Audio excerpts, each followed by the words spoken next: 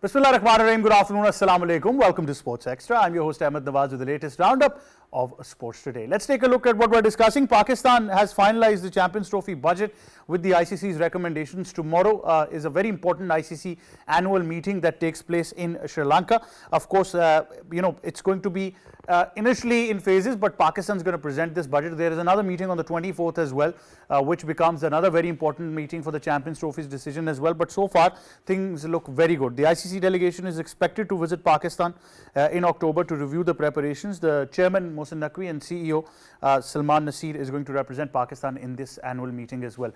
Tomorrow in Colombo, and like I said, that it becomes a very important meeting as far as Pakistan's budgetary preparations are concerned for the Champions Trophy. Then we talk about the ICC Test rankings. Babar Azam has retained the third spot. Kane Williamson remains on the top position.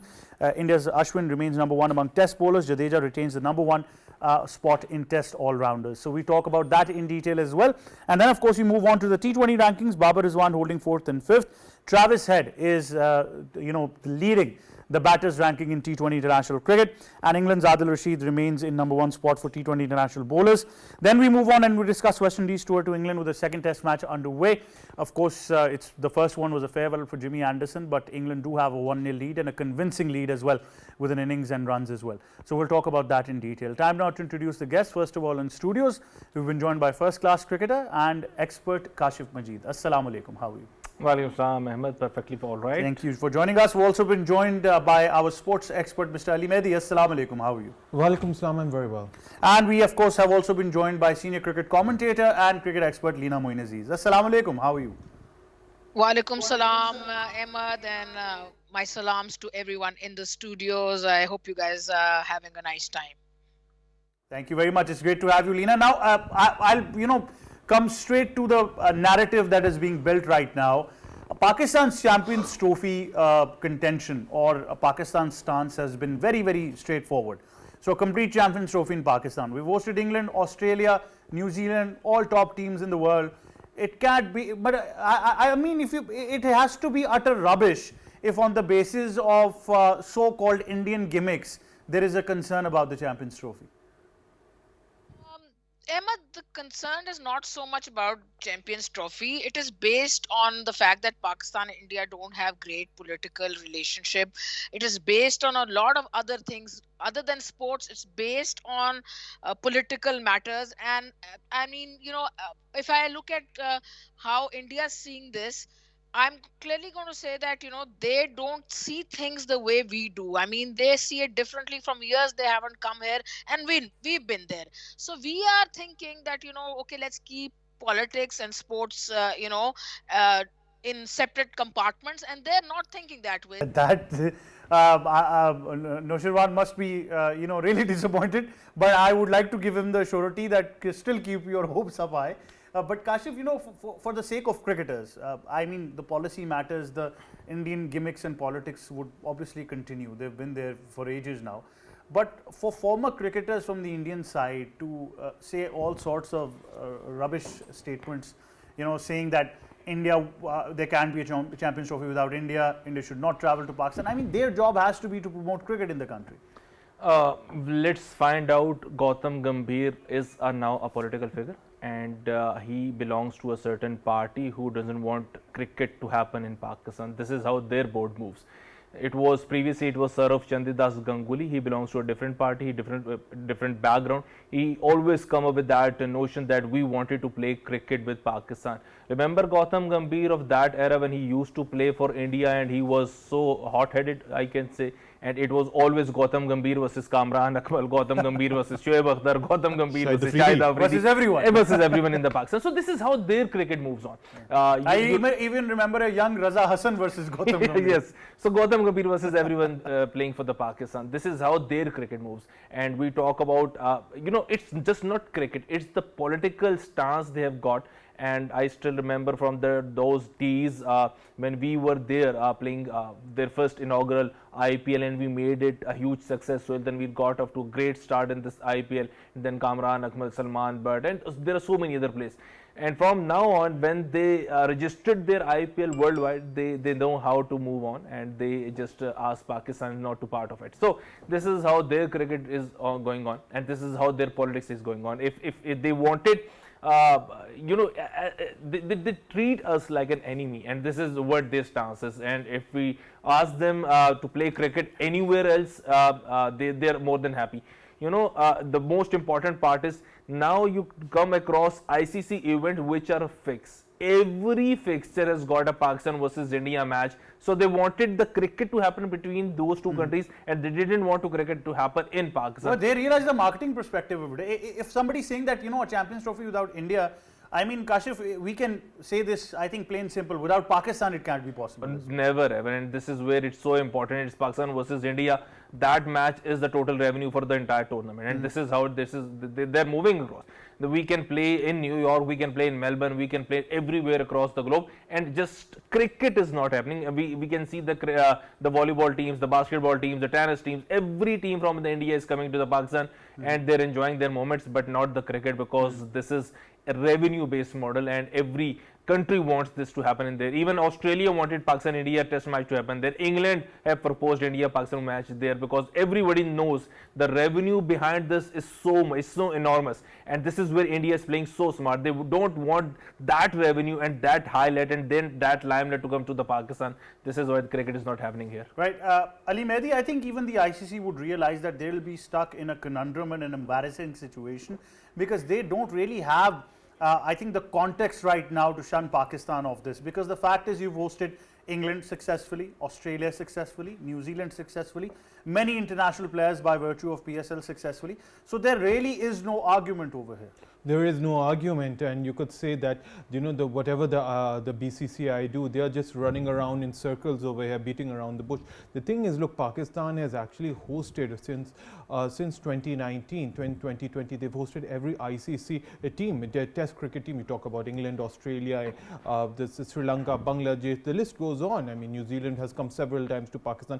PSL has come, and we've shown that across 4 stadiums in the country, Multan, Lahore, Karachi, and Rawalpindi, that we can host proper international cricket. So there is absolutely no excuse as to why the Champions Trophy should not happen in Pakistan. I mean, you can say over here that, look, it's after 29 years and a lot of investment is going into this. We obviously, you spoke earlier about the budget too. So right now the thing is, right now I think Leena has a very good strong point over here, that no matter what Pakistan does, we need to actually unite along with all the other cricket boards and convince the Indians, no matter what, that Pakistan is a safe place.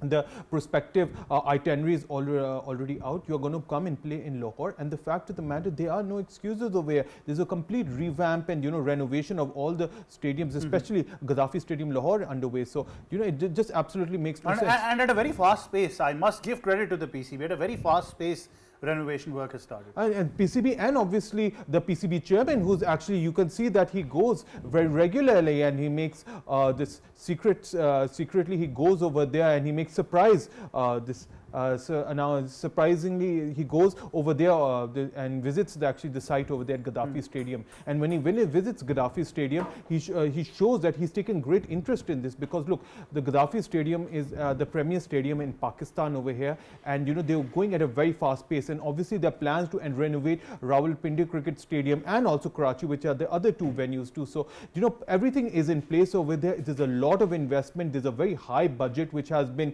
proposed by the PCB to ICC. So India has actually absolutely no excuses over here, no matter what they do. But at the end of the day, what needs to be done is that all the teams are along with the ICC have to tell the India that you either come to Pakistan, otherwise this is not going to be a hybrid tournament. It has to take place in Pakistan, no matter what happens. Well, certainly, I also do believe that as well. Leena, what's your comment on the fact that Pakistan's preparations are in full swing right now?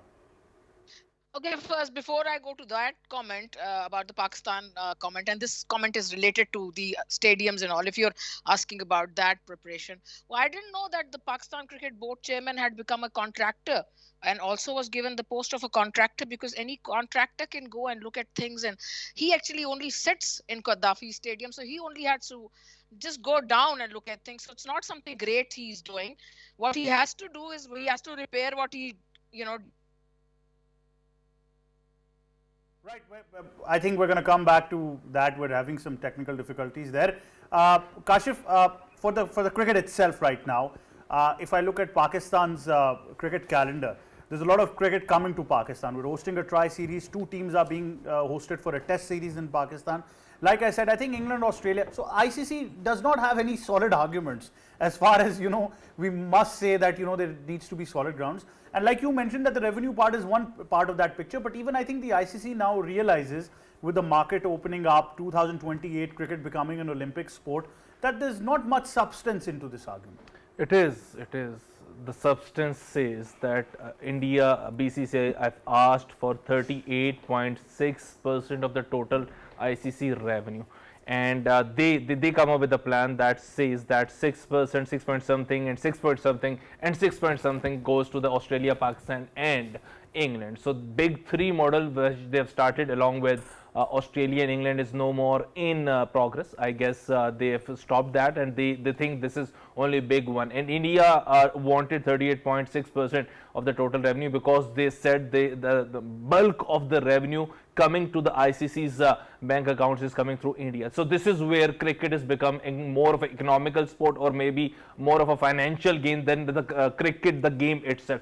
And I must say, when the previous chairman said about this, that majority of the franchises taking part across the globe are funded by the Indian investors, this is a very valid point, because now they hold not only the cricketing cricketing happenings in the ground, but also the financial background of those cricket going on. And we all are aware of the fact that now the player versus cricket board clashes are there, because every player wanted to gain some financial. And I think we've heard from several players, sensible Indian players, apart from a few lot, that they don't have any problem, but obviously they're forced by their cricket board, which they have to follow. Of course, you're going through all those stories from Rahul Dravid and Tendulkar. Everybody come across. They visited Pakistan, and they have very fond memories of playing here. And you go through each and every channel. Even those interviews are on the social media where Ganguly is sitting with Wasim Akram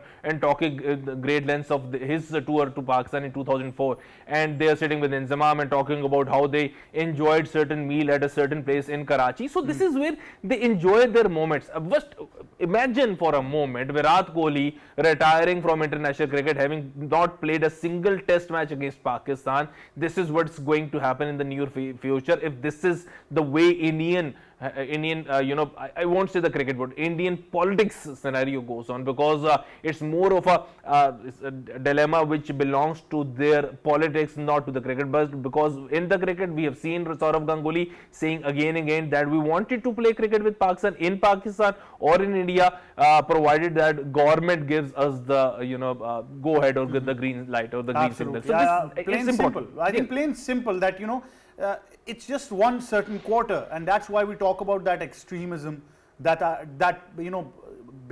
absolutely, I think, pointless ideology, and that so-called secularism that they talk about. I mean, it's absolutely disappointing for the world of cricket. But we focus on our part of the picture, Ali Mehdi. We have, let's I think, explore the positives over here. Huge amount of budget has been allocated. 3 different stadiums, including Pindi, Karachi and Lahore, have been the given venues for the Champions Trophy. It's going to be exciting. We wish there were more venues, but so far what we have should be upgraded to those. From a fan's perspective, you've been a very loyal fan, Ali Mehdi, supporting Pakistan all around the world. Yeah. But from a fan's perspective, when you've got the top best teams in the world, Australia, England, India, you talk about all these teams coming to Pakistan, what's the fervor like? The fervor is amazing. I mean, you go back to Kashyap bhai, you would remember the 2000s, the 90s. I mean, you had India coming here regularly. You had South Africa who was coming in very regularly, West Indies. I mean, it's absolutely incredible. We're talking about pre-franchise cricket before T20 actually came into being. I mean, the fervor, the only thing as we as kids used to look forward to was Pakistan have a home series. Yes, obviously away series we used to watch on TV, but the home series was incredible. I remember 2005 England came. We were so excited about those, and then obviously other series too. you know, the facilities and the and you could say the ambience which you have at, should it be Lahore Gaddafi Stadium, Pindi, and my favorite National Stadium Karachi, which I absolutely adore. I mean, it was absolutely incredible. Back in the day, National Stadium Karachi used to be packed to the packed to the rafters too. But you know, the fact of the matter is that now we are here in you know, in 2024, and finally after 29 years we are going to have an ICC event. The last ICC event took place in World 1996. I mean, majority of kids, you know, weren't even born, and only millennials would barely remember back then what was happening. So you know, there's been a lot of investment into this, and you know, anybody who supported Pakistan cricket team has never actually seen an ICC event or top teams coming here regularly playing a big international tournament. So this is the moment too. So there's a lot of cricket happening around that as well. Pakistan's, like I said, they're hosting 2 test series, a tri-series. They've got to travel to New Zealand as well. So the frequency of cricket is certainly there. But Leena, if we talk about the team combinations right now, there's been a lot of rhetoric. Finally, they've got A tours now. I like to call them A tours and not Shaheen tours. But a white ball tour, a red ball tour, I understand that you can, I mean, you have to decide now that that bench strength needs to be talked about. If there are 5-6 players in the line right now who might be replaced, then you at least need to have those replacements ready, because right now the next ICC tournament after the Champions Trophy is that 2026 T20 World Cup that we talk about. So better prepare now rather than in the last 10 days announce a team once again. Yeah, absolutely. I mean, I agree with you. These tours, these A-team tours are so important. Even the under-19 tours are very important. When as a kid, I saw players like Salim Malik, Ramiz Raja playing in the A-team test matches against Australia. I very clearly remember Jeff Lawson was on the other side, and they had a 3 test match series which was telecasted live by PTV. So, you know, we got to know these players, Ramiz Raja and Salim Malik, as kids. And I was telling Ramiz the other day how I saw him. He used to wear that scarf and look so debonair in that.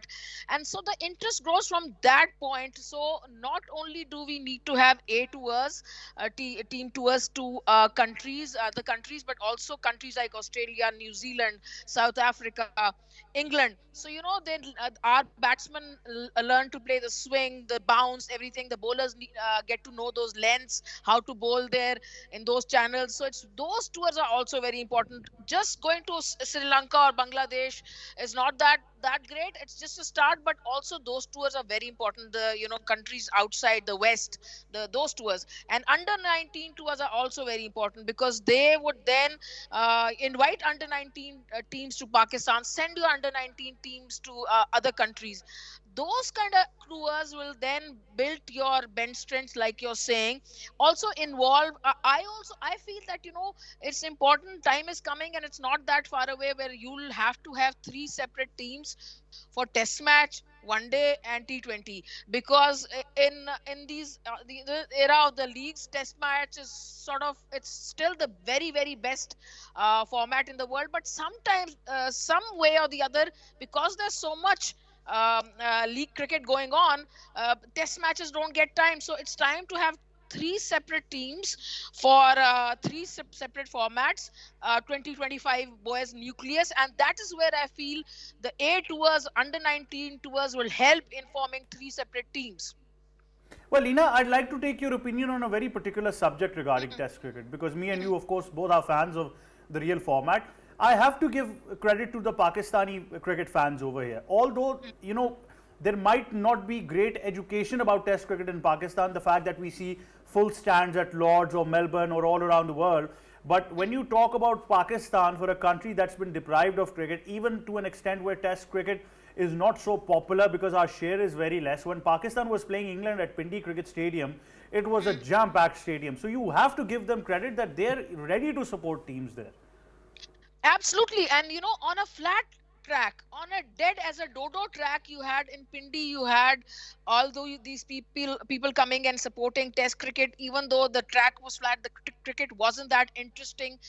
Even then they came. So, you know, we have to really improve the pitches to make the people more interested. Also, I was commentating at the National Stadium. Ali was just talking about National Stadium. I was commentating the women's game there a few months ago. It was so difficult to reach there. So many people told me that they wanted to come to the stadium, but it was difficult to reach. So things have got to be made easy for spectators to can watch cricket. Pitches have got to improve. Facilities inside the ground have to improve, and all these things have to improve. So the more and more people do reach the cricket grounds to watch it. Don't make it so difficult for them that instead of reaching the ground in 45 minutes, say they will have to spend 2.5 hours trying to reach the ground.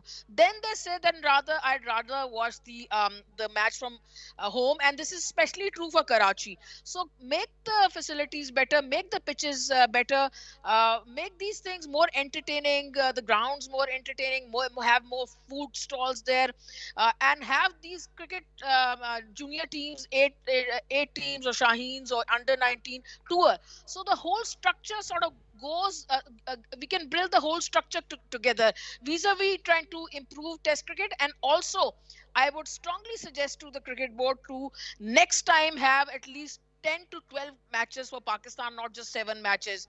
Have them play at least 10 to 12 to 14 matches.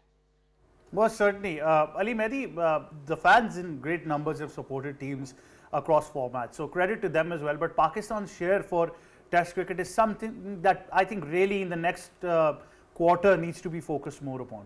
No, it really needs to be focused upon, and I'm glad you brought about that. You read my mind like a book, because I was literally thinking about Test cricket. And the reason why, I was thinking is because I'm so excited, like everybody over here, because our main focus towards the end of this quarter is only going to be about 70 to 80% is going to be on Test cricket. We are playing about 9 Test matches till the Champions Trophy, which is brilliant. And we keep on talking about the fact that we don't have lion's share of Test cricket like obviously Pakistan, like India, England and Australia too. But 14 Test matches in the World Test Championship cycle, at least we've got something at least. And now these 9 Test matches. Now this is the time when Shan Masood, along with the new team, along with a new coach, can actually get the ball running or hit the ground running, and I think it'll be brilliant. I'm really excited to see. And the thing is, it's only going to build upon that. First we play 2 test matches against Bangladesh, which will be a real appetizer before England come over here. And let's not forget what happened last time. England came and whitewashed us and absolutely demolished Pakistan when they came last time. So hopefully some revenge from that side. And then after that, obviously 2 test matches away to South Africa, and then West Indies come to Pakistan at the end of January before the ICC, before the Champions Trophy. So I mean, right now we are going to be feasted upon Test cricket, and as purists of the game and followers, who love actually Test cricket, I think we're actually really spoiled for choice over here, and I'm really excited because this new outlook with Jason Gillespie, and with his team over there along with Azhar Mahmood, and giving, full initiative and full freedom to Shan Masood to choose from his team. I think if there's any format we should be excited for, it's Test That's cricket. a very important point. Side matches or A tours becomes very important. But Kashif, as a first-class cricketer yourself who is part of that format, how would you create the importance of that? I understand league cricket, the money element, shortcut to Pakistan, everything is involved. But, from under 16, under 19 level, even club, I still remember we used to play a couple of 2 days, 3 days. How do you increase that importance and try to build players for Test cricket in modern day? I guess interest right now for T20 is because the stakes are very high. The route to Pakistan team is through PSL or the T20 cricket, and the most important thing is the financial value of those T20 franchises all around the globe. Just reverse that process in favor of 4-day cricket or the longest format of the cricket, and you will get the heroes. We wanted to create, and we should create heroes from our 4-day cricket or 5-day cricket, because PCB had done excellent work creating hero from Babar Azam and Shaheen Afridi. We've seen the efforts made by PCB, the documentaries, the ins and outs of their lives and all those things, the training sessions. We've gone through those social media campaigns. I mean, who was the last Test hero we produced? Most probably Yunus Khan, and he wasn't considered hero. He himself said that when he was stranded on 199 not out and Shahid Afridi got out, the half of Arbab Nia Stadium just left over. Arbab Nia is Peshawar? Nia Stadium. So half of the Arbab Nia Stadium just said, okay, thank you very much. You stay with your 199. We are going back. And even for Yunus, I think that 2007 T20 World Cup had more to do with, unfortunately. Yes, 2009. 2009. He was the captain. Yeah, 2009. 2009. He was the captain, and he again. This is that aura we want to create of a certain cricketer, that as a Test cricketer, he is the hero for a certain generation. I don't want to say, but the generation we belongs to is, it's this just only one name pops up, and that's it. We want to be a Shahid Afridi. The next generation we want to be Imran Nazir, and now they want to be Babar Azam. Babar Azam. So again, if someone is saying that he wants to be a Babar Azam, gosh, he's a technically correct batsman. Yes. So he can flourish in all three formats. So I hope this generation carry on with the likes of the Babar. And I think most of us, we've always, for Babar's career, I think the best innings which I have seen him play of character, Ali Mehdi would agree, he's a man of history, is the one he played in Australia. That Test innings. I think that was superb. He was taking on Stark, Pat Cummins, everybody front on. You know, that's one of the most grit and determination innings. So, it's very important. Are you talking about the one down under or the one in down under? Down under. I think that was obviously the best, and the one in Karachi, because let's not forget that Karachi Test match at the home match. We were absolutely done and dusted, and the way he actually battled, you know, on one end and got to 190, and he was going for that 200. You know, he actually helped Pakistan save that Test match, in which Rizwan came later on. But I think the one you're talking about is the one in the 2019 when he came and he played it absolutely. That was when he was just made white ball captain too, and then, you know, he came and he played a brilliant 100 away, and that was actually the emergence. At that time, if you look, Babar Azam right now was getting so much criticism that, you know, you're a white ball player, you haven't still put your foot down, and you haven't been, you know, stepped up in Test cricket too. So that was when he actually, it was statement of intent that no, I'm a Test cricketer over here, and obviously I'm going to perform very well. And that was the first grateful innings which we saw Babar Azam, and he managed, and that was the beginning of his good Test career. You know, think in our fondest memory, that and Yunus Khan's brilliant performance in England in that wonderful Test match, you know, those sixes and the fours, the way he played with grit and determination, all those Test innings really mean a lot of difference. Can I add? Yes, please. The way he played Jimmy Anderson defines him. That is it. The classic example of you know, narrating a player or coming out of his you know, awesomeness. We talk about his awesomeness. The way Jimmy Anderson described Babar Azam in his own words, that it's impossible to bowl good deliveries to Babar Azam because he got the answers to every good delivery coming at him. So this is where it's very important, and this is Jimmy Anderson talking of Babar Azam in English conditions. We are not talking about Karachi or Lahore or Rawalpindi. This is Jimmy Anderson versus Babar Azam in English condition, where Babar Azam prevails and scores some quality runs. And I still believe, you know, talking about creating heroes, Babar Azam can be one. Even Shaheen Afridi can be one. We don't want the sloggers or the pinch hitters to be our next generation's role models. Yes, we are done with the Pollard and the Gales. We wanted most or technically correct batsmen to be part of it. Yes, second important thing, PTB is doing its work, that broadcasting all those 4-day matches towards us, but it's important that all of those guys sitting on different private channels should sit together and do certain special programs on those first class cricket, because they are you know, they're sleeping throughout the year, and the moment PSL came up, they got up. Most of them use it as a pathway to PCB. Oh yes, for definitely. One of the, you know, ex opener of Pakistan is currently doing on a special channel, which is a favorite channel for Imad and Amir some months ago. I've also highlighted the next media candidate is going to be the senior manager. Oh yes, joins the channel very soon. So this is how it works, because we sitting here on PTV talking cricket, we do talk about 4-day cricket because this is what the quality of cricket is all about, and the existence of a quality player in our setup defined by the way he plays his first class cricket. This is where every cricketer is coming up, that go back to first class cricket, play 4-day cricket, and then you will be able to play every form of cricket. But I think Kashif mentions the most important word. Leena, it's not just about focus on domestic cricket or 4-day cricket in Pakistan. even for your domestic sake, if you're having that 4-day Quaid Trophy, the word quality is very important. The pitches, the equal competition between bat and ball. If there's no quality, there's no point in having a rat race of all your players being forced to play domestic cricket. Absolutely. I talked about the quality of the pitches earlier when you were talking about Test cricket and how people came to watch even a dead match on a dead pitch, dead as far as Pakistan was concerned, because we lost that Test match. So yes, the pitches have to improve even at domestic level. And the other thing, I would just like to take what Kashif was saying, just take it a little bit ahead. Yes, 4-day cricket is extremely important. Yes, our Pakistani boys who play in the Pakistani team should play 4-day cricket, but you cannot force them. What you can do practically as the Pakistan Cricket Board is that you can offer them so much money in 4-day cricket what they were going to get in a league. Say you don't want them to play a certain league and you want them to play a Quaid Trophy 4-day match, and it's an excellent decision, but you cannot ask them to play that for like pocket change.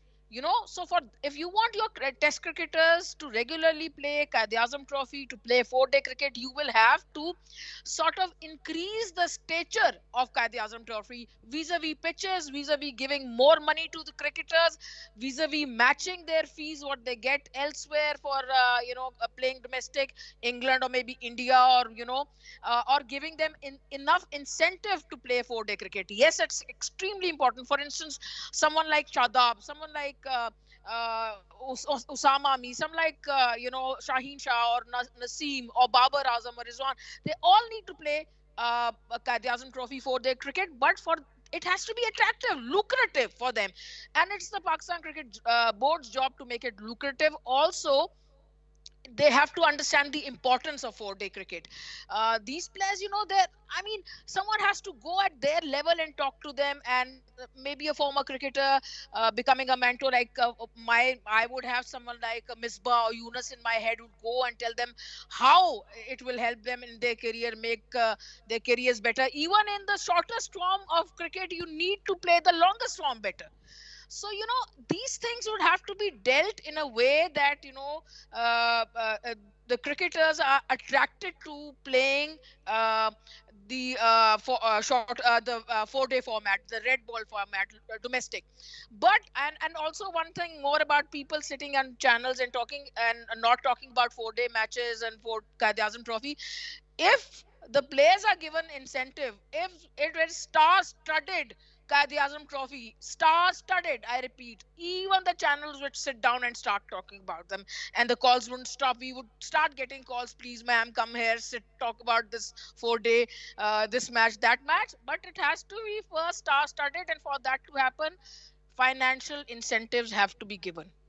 Certainly, I would agree that you need to balance those out as well. But now, of course, we move on to the England-West Indies Test series as well.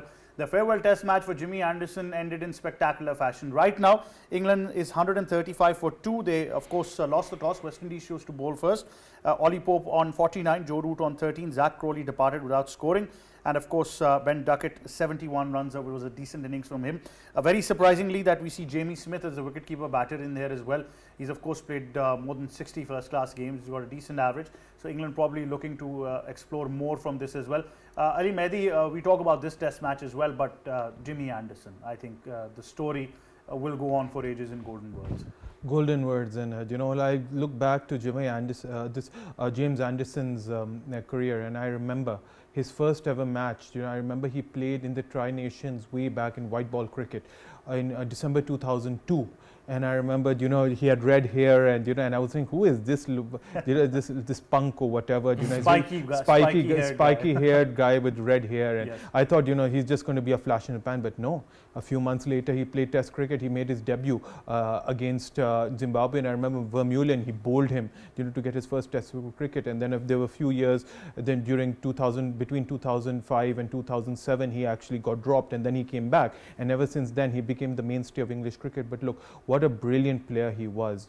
He's one of the last players, who you can genuinely expect to play, who will get 700 plus test wickets, because there isn't that much test cricket. Probably England is playing, but that continuity, that longevity, you don't see that anymore. He was the last of the generation. You had Alistair Cook before that, Stuart Broad before that, but there is nobody else. You think about it. So you could say the end of an era, end of a generation, and he is definitely, now that he's going to be mentor over there for England, he'll help them. But what incredible career he had, and what a story he was. What a story. Kashif, is there anyone who'd be glad that Jimmy's not there? I remember someone was glad when Dale Steyn retired, but for Jimmy's sake, right now, I mean, what a character for English cricket.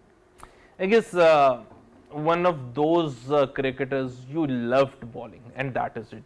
Whether you're playing, your team is playing against them, like Pakistan is playing against England, you just want Jimmy Anderson to bowl a few more overs, and there is always a craving as a batsman. I think I wanted to face him, and most probably I'll be doing that through AI because he's a class act. And the most important part of Jimmy is just not finding his range, but sticking to his limitations. He's not just here and there sort of a bowler. He loves doing what he does best, and that is to swing the ball. And he has got a certain a mentality of getting the wickets. It's just not about going there and bowling those deliveries. It's about the setting up the batsman with those outswingers. Dedication to the format. And the mental strength also. I didn't see him in leagues. I didn't see him anywhere. It was just test cricket.